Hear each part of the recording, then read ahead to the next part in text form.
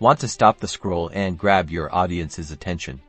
Let's make some killer Realtor GIFs in Canva. First, head over to Canva.com and click Create a Design. I recommend choosing Instagram post for its square format, perfect for most platforms. You'll start with a blank canvas now. Let's think about your GIF's message. Are you promoting a new listing, celebrating a sale, or just building brand awareness?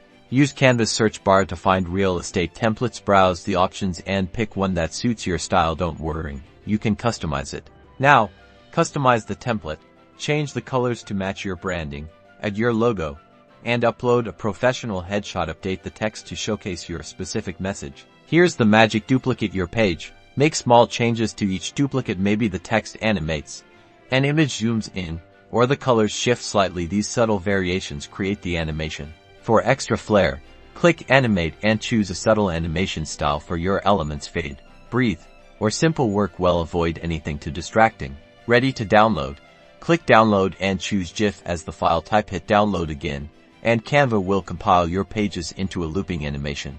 Congratulations! You've created an eye-catching Realtor GIF ready to boost your social media, email marketing, and online ads. Get out there and start creating.